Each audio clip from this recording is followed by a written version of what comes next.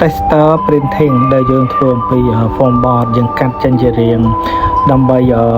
ធ្វើការតាំងផលិតផលដែលយើងចង់តេស្តតាក់ទងទៅនឹងគុណភាពផលិតផលរបស់យើងសម្រាប់ដែលយើងតេស្តមួយដែលវាថាដូចពេញកាឡាឬក៏ពេញខ្យល់អញ្ចឹងភ្ញៀវក៏ចង់សាងថាមកនឹងម៉ូតហ្នឹងមិនដែរដែលយើងធ្វើអញ្ចឹងទៅសម្រាប់ដាក់តាមជាតាមផ្សារទំនើ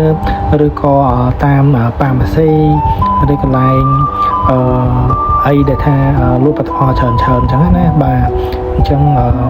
បងប្អូនមានចំណាប់អារម្មណ៍តាក់ទងខ្ញុំបានហើយនេះយើងគុំហើយយើងនឹងធ្វើការបាញ់ឆ្នាំហើយយើងនឹងបិទ sticker ហើយក្នុងទីពងដែរគាត់ធ្វើមួយហ្នឹងតាំងបាន3បំផលិតផលតែហ្មងបាទដែលផលិតផលដូចពេញកាឡាពេញខ្យល់ដែលអាចជំនួសគ្នាបានអញ្ចឹងណាបាទអរគុណច្រើន